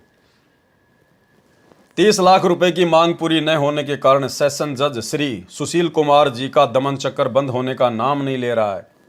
हमारे सतगुरु रामपाल दास जी के लगभग 15 लाख अनुयायी हैं। जब गुरुदेव जी झूठे मुकदमे के कारण कोर्ट में पेशी पर जाते हैं तो लाखों श्रद्धालु मना करने के बाद भी श्रद्धावश दर्शनार्थ कोर्ट के आसपास इकट्ठे हो जाते हैं। ले लो भाई, ले लो प्रसाद।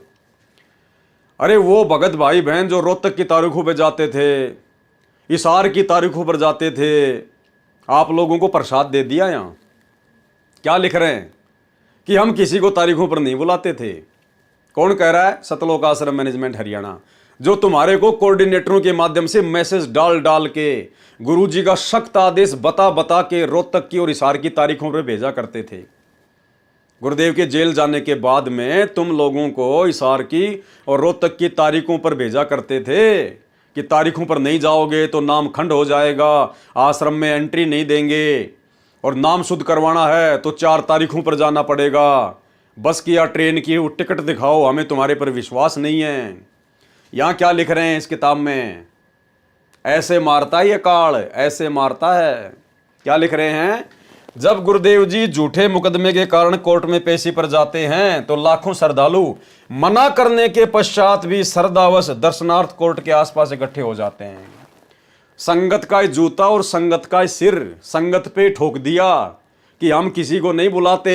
वो भगत तो अपनी श्रद्धा से, अपनी मर्जी से ही कोर्ट के आसपास इकट्ठे हो जाते हैं, जबकि सबको पता है कि बेचारे भक्तों को मैसेज डाल डाल के कोऑर्डिनेटर लोग दबाव डाल डाल के हिसार की तारीखों पर भेजा करते थे। और यहाँ क्या लिख रहे हैं? हम नहीं बुलाते, वो तो अपने आप ही आ रहे हैं। ऐसे मारता है ये काल, ये है मनमानिया। और जाओ, उनके साथ आर्य समाज के लोग झगड़ा करते हैं और क्या करेंगे? मनमन आचरण करोगे, ये तो झगड़ा ही करेंगे और क्या करेंगे भाई। श्रद्धालुओं के साथ मारपीट करते हैं जिससे लॉ एंड ऑर्डर की परेशानी आती है। क्यों बुलाया तुमने भक्तों को? जब तुम्हें पता है कि लॉ एंड ऑर्डर डिस्टर्ब हो रहा है तो क्यों भक्तों को अपने कोऑर्डिनेटरों से मैसेज डाल डाल के बेचारों को परेशान किया करते थे? जिस कारण से संत रामपाल जी महाराज की हाजिरी माफी की अर्जी न्यायालय में लगाई जाती है, हालात को मद्देनजर रखते हुए जो न्यायालय के द्वारा मंजूर कर दी जाती है।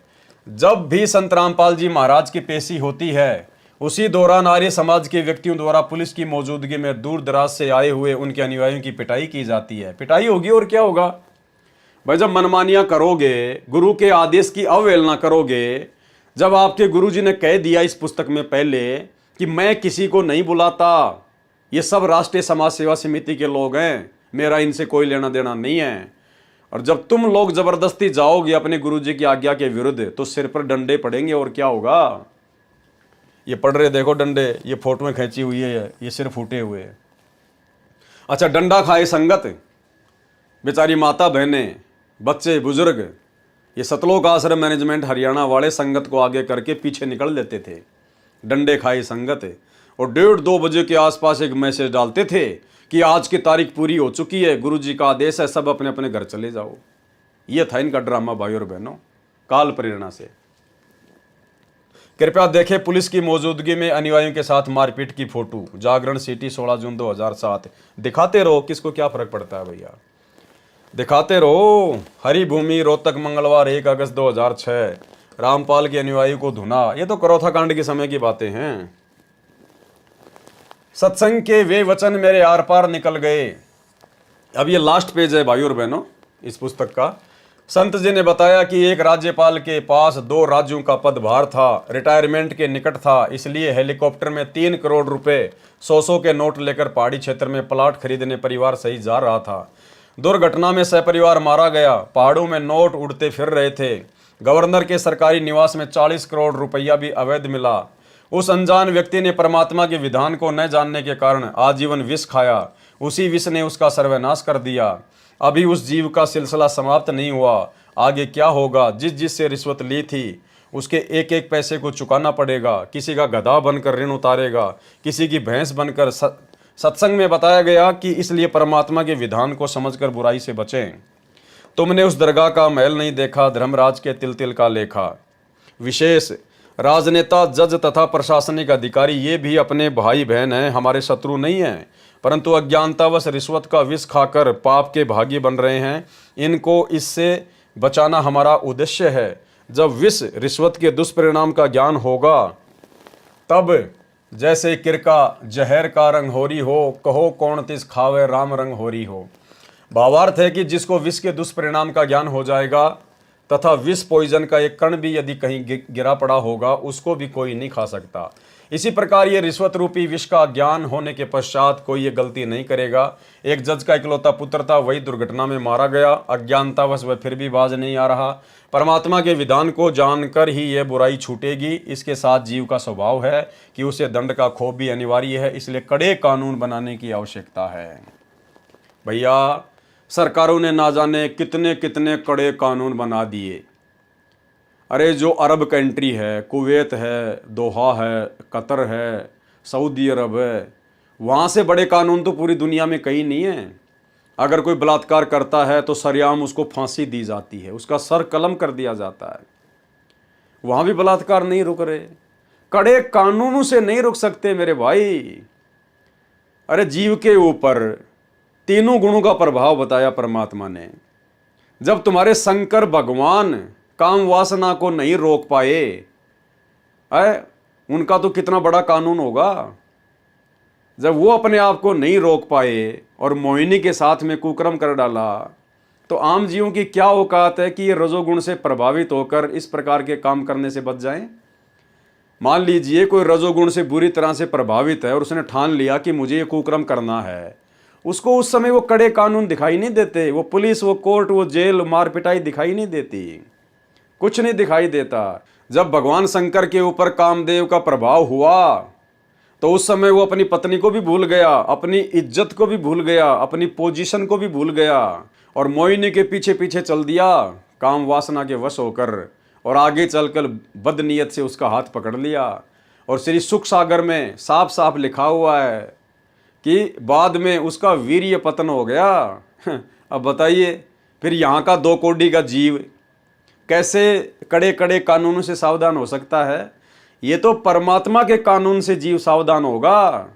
जैसे आज उनके लाखों भगत इस तत्व ज्ञान को लेकर, अच्छे बुरे की जानकारी लेकर, कौन से कर्म करने से क्या होगा, कौन से कुकर्म करने से हानि होगी, इस परमेश्वर का भरपूर आशीर्वाद चाहिए, मर्यादा चाहिए और परमेश्वर का ज्ञान चाहिए। इनके ज्ञान से ये दुनिया सुधरेगी, संभलेगी। ये तीनों गुणों का प्रभाव कम होगा, जिससे जीव आने वाले समय में गलतियां करने से बचेगा। सरकारें ना जाने कितने कड़े कड़े कानून बना के परेशान हो चुकी है, फिर भी देश में आए दिन ये क्राइम, ये बलात्कार, चोरी, डकैतियां, भ्रष्टाचार, ये सारी बुराइयां बढ़ती क्यों जा रही है। भैया ये सरकारों के बस की बात नहीं है। राष्ट्रीय समाज सेवा समिति वालों, ये तो भगवान धरती पर आया इसलिए है कि अब ये सरकारों के बस की बात नहीं रही। थोड़े बहुत दिनों में 2028 से पहले पहले ये आपकी सरकारें हाथ खड़ी कर करके भागेंगी। जैसे बांग्लादेश के प्रधानमंत्री भाग के हिंदुस्तान में आ गई, अफगानिस्तान का राष्ट्रपति हामिद करजई भाग के कहीं और चला गया। ऐसे आने वाले समय में, युग परिवर्तन का समय 2028, ये बड़े बड़े देशों के बड़े बड़े राजनेता जिनकी आज तूती बोलती है, ये हाथ खड़े कर करके ये अपनी जान बचाते फिरेंगे। इस काल के कानून से काल का सिस्टम नहीं सुधरता। ये परमेश्वर इस कलयुग में थोड़े समय के लिए सतयुग जैसा माहौल बनाएगा अपना संविधान लागू करके। जो संविधान आप और हम सभी के ऊपर लागू हो चुका है, ये परमात्मा के भक्ति नियम, परमात्मा का ज्ञान, और खाली ज्ञान से और भक्ति से भी कुछ नहीं होता। जब तक सतगुरु अपना आशीर्वाद ना बख्शे, जब तक सतगुरु अपनी तरफ से जीव को राहत ना दे, तब तक ये ज्ञानवान भी कुछ काम नहीं आता। ज्ञान तो देवताओं के राजा इंद्र को बहुत था, देवताओं की सभा में ज्ञान दिया करता था। दूसरे की माँ बहन को अपनी माँ बहन की दृष्टि से देखना चाहिए। जो व्यक्ति दूसरी स्त्री के साथ में ऐसा कर्म करता है उसको नरक भोगना पड़ता है। और फिर अपने ही गुरु की पत्नी अहिल्या के साथ में जाके मुंह काला करके आ गया। ज्ञान तो ब्रह्मा जी भी अपनी सभा में देवताओं को बैठा कर दिया करते थे। और जब उसकी खुद की बेटी सज धज के जो युवा थी जब सभा में आई तो काम वासना के अंदर इतना गिर गया, पीछे से जाकर बुरी नीयत से अपनी बेटी की बात भर ली। तो भैया इस काल के ज्ञानवान से कुछ नहीं होना, ये तो परमात्मा का ज्ञान आगे चलकर इस दुनिया को सुधारेगा। इस दुनिया में शांति आएगी, तीनों गुणों का प्रभाव कम होगा, और जब तीनों गुणों का प्रभाव कम होगा तब ये हर प्रकार की बुराइयां मिटेंगी, हटेंगी। तो भाई और बहनों, ये बरवाला कांड के ऊपर हमारा लास्ट वीडियो था। इसके अलावा तो मालगाड़ी भरी है सबूतों की, प्रमाणों की, गुरुदेव के परिवार की, बेटा बेटी भाई बंधु रिश्तेदारों के कुकर्मों की, उनके लड़ाई झगड़ों की, उनकी गालियों की, उनकी धमकियों की, उनके बुरे आचरण की। लेकिन भाई और बहनों, दास उसके ऊपर पहले बहुत सारे वीडियो बना चुका है। इसलिए आप जी फेसबुक पर जाकर पवन दास इज़ लाइव सर्च करें, या यूट्यूब पर जाकर पवन दास इज़ लाइव, या शंका समाधान विद पवन दास, या साध संगति, जब आप इस प्रकार से सर्च करेंगे तो आपको दास के पुराने वीडियो दिखाई दे जाएंगे। क्योंकि हम लोग 2020 से पहले तो सतलोक आश्रम मैनेजमेंट हरियाणा के कुकर्मों के ऊपर ही वीडियो बनाया करते थे। 2020 के बाद से फिर परमात्मा ने दया बख्शी, फिर हम ज्ञान आधारित वीडियो बनाने लगे, परमात्मा के सत्संगों के ऊपर, उनकी पुस्तकों के ऊपर, आपस में साथ संगतियाँ होने लगी, ज्ञान चर्चा होने लगी, मर्यादाओं के लेकर वीडियो बनने लगे। तो आप जियों को हर प्रकार के वीडियो दास के Facebook page Pawan Das is live के ऊपर देखने को मिलेंगे। और आप सभी भाई बहनों से दास की विनती है, प्रार्थना है, भाई और बहनों देखो ये सत का मार्ग है और सेवा केवल आप और हमारे पास में, क्योंकि भाई और बहनों आप और हम परमात्मा की वो आत्मा हैं जिनको परमेश्वर ने इसी मनुष्य जन्म में पार करना है। तो आने वाले समय में जब धरती पर सतगुरु रामपाल जी भगवान का साम्राज्य होगा, उनका राज होगा, तो भाई और बहनों हमें वो सेवा नहीं मिलेगी कि भाई वो वहाँ का देश संभालेगा, वो वहाँ का राज्य करेगा, वो ये व्यवस्था करेगा। नहीं, आप और हमें तो परमात्मा ने जो सेवा देनी है ये वर्तमान में दे रहे हैं। यही सबसे बड़ी सेवा है आप और हमारे लिए, कि हम अपने भटके हुए भगत भाई बहनों को समझाएं, वीडियो बना के, या जैसे दास वीडियो बना रहा है आप उनको शेयर करें। और आप जी अपने अपने यूट्यूब चैनल खोलें, बहुत आसान है, किसी से सीख लीजिए, आड़ोसी से, पड़ोसी से, किसी दुकान वाले से रिक्वेस्ट कीजिए, प्रार्थना कीजिए। सेवा के लिए तो हम प्रार्थना कर सकते हैं। आप YouTube चैनल बनाना सीखिए, कैसे वीडियो डाउनलोड होती है, कैसे अपलोड होती है। आप ज़्यादा से ज़्यादा YouTube चैनल बनाकर और ज़्यादा से ज़्यादा वीडियो शेयर करें। यही सेवा है, आगे आप और हमें सेवा नहीं मिलने वाली। आप और हमसे जो सेवा भगवान ने लेनी थी वो ले ली। जब तक गुरुजी नहीं आते हैं तब तक हम लोग सेवाई तो कर रहे हैं परमात्मा की। ये भाई बहनों को समझा रहे हैं, भटकी हुई आत्माओं को समझा रहे हैं, जो काल के मुंह में जा रहे हैं सतलोक आश्रमों की कुसंगति करके। हम रात दिन वीडियो बना रहे हैं, साथ संगतियाँ कर रहे हैं, लाइव आ रहे हैं, ये सेवाई तो है। तो आप और हमें आने वाले समय में फिर परमात्मा अन्य सेवाओं में नहीं फंसाएंगे, क्योंकि हमें तो भक्ति करनी है भाई और बहनों, यहाँ से पार होना है। हमने तो हाथ जोड़ लेने भगवान से कि परमात्मा दया बख्शो मेरे मालिक, इसी जन्म में यहाँ से निकालो। और जिसको इसी जन्म में परमात्मा ने निकालना होगा उसको परमात्मा देश दुनिया की सेवा में नहीं फंसाएगा। और ना हमारी इच्छा होनी चाहिए कि परमात्मा हमें कोई ऐसी सेवा दें। भाई और बहनों, भक्ति नहीं कर पाएंगे। मोक्ष सेवाओं से नहीं मिलेगा, मोक्ष बड़ा नाम होने से नहीं मिलेगा, मोक्ष किसी देश का राजा बन जाने से नहीं मिलेगा। मोक्ष मिलेगा मर्यादा में रहकर आजीवन श्रद्धा और भाव के साथ भक्ति करने से। और मोक्ष नहीं मिला तो चाहे तुम कितने राजा रह लो, फिर फायदा क्या फिर उसका? फिर इतना समय बर्बाद करने का भक्ति मार्ग पर फायदा क्या? तो आप और हमारी तो ये जरा भी इच्छा नहीं होनी चाहिए कि परमात्मा हमें इस प्रकार की सेवा दें, बल्कि मन में ये होना चाहिए कि परमात्मा दास को तो बस भक्ति के लिए फ्री छोड़ देना मेरे मालिक, और कुछ नहीं। जिसके भाग्य में होगी वो करेगा, हमने इस प्रपंच में नहीं फंसना है। तो भाई और बहनों, आप लोग ज़्यादा से ज़्यादा यूट्यूब चैनल बनाओ और ज़्यादा से ज़्यादा ये साथ संगति के वीडियो अपलोड करके और भाई बहनों तक पहुँचाओ। जो जो आपके संपर्क में हैं, फेसबुक पर डालो, यूट्यूब पर शेयर करो, व्हाट्सएप के ग्रुपों में शेयर करो, ताकि सभी भाई बहनों तक ये जानकारी पहुँचे और अपनी मर्यादा तोड़ने से बचें। और जिस प्रकार से सतगुरु रामपाल जी परमेश्वर जी ने अपने सत्सेवक बच्चों को वर्तमान में ज्ञान को आधार बनाकर, घर को आश्रम बनाकर और गुरु को ही परमात्मा बनाकर भक्ति पर लगा रखा है, यही आगे गुरुदेव भगवान के सतलोक जाने के बाद इसी प्रकार से पूरी दुनिया में भक्ति होगी। तो आप और हमारा सौभाग्य जो परमात्मा ने हमें उस प्रक्रिया में पहले से ही लगा रखा है। आज हमें अपने गुरुदेव के अलावा, उनके ज्ञान के अलावा, उनकी मर्यादाओं के अलावा किसी चीज़ की आवश्यकता नहीं है। तो जब किसी चीज़ की आवश्यकता होगी नहीं, सब कुछ गुरुदेव ने दे रखा है, खाली थोड़े से दिमाग की आवश्यकता है, फिर हमें क्यों किसी के चक्कर में पड़ना, क्यों किसी की कुसंगति में पड़ना, क्यों किसी के दबाव में आना, क्यों किसी के मनमाने आचरण का शिकार होना। तो भाई और बहनों, आप और हमारा परम सौभाग्य, जिस रास्ते पर ये संगत और ये दुनिया आने वाले समय में आएगी, उस रास्ते पर गुरुदेव भगवान ने हमें पिछले 8 वर्षों से लगा रखा है। तो गुरुदेव भगवान हमसे कितना प्रेम करते हैं, आप और हमारी कितनी फिक्र है गुरुदेव भगवान को। सोचिए, हम आत्माओं में और शतलोक आश्रमों से जुड़ी हुई आत्माओं में कितना अंतर है, कितना डिफरेंट है। तो ये रजा गुरुदेव भगवान की आप और हमारे ऊपर इसी प्रकार से बनी रहे, यही हम एकमात्र कामना करेंगे और भक्ति दान ही परमात्मा से मांगेंगे कि परमात्मा इस भक्ति में हमारे भाव बने रहें। हे परमेश्वर, हम मर्यादा में रहें, आपकी लक्ष्मण रेखा से 1 इंच भी इधर उधर ना हो। परमेश्वर, आप जी इतनी हम नीचों के ऊपर दया बनाए रखना। तो भाई और बहनों, जैसा भी दास को सतगुरु रामपाल जी भगवान ने प्रेरणा की और जितना भी दास आपको अपनी सेवा समझते हुए समझा पाया है, उतना दास ने अपनी तरफ से पूरा प्रयास किया है। बाकी दास भी 2 कोड़ी का जीव है, जितना परमात्मा दिमाग में डालेंगे दास उतना ही भोग सकता है, उतना ही आपको बता सकता है। इससे ज़्यादा एक शब्द एक्स्ट्रा बोलने की मेरी औकात नहीं है। फिर भी यदि मेरे किसी शब्द से आप लोगों को कोई दिल पे चोट पहुंची हो, तो मैं आप लोगों से भी करबद्ध क्षमा प्रार्थी हूं। और गुरुदेव भगवान से तो 24 घंटे अरदास करते ही रहते हैं।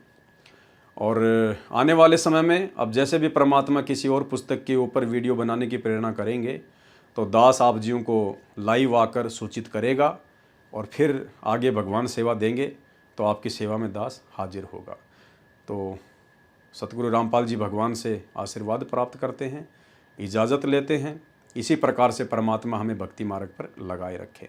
बंदी छोड़ सतगुरु रामपाल जी भगवान की जय हो।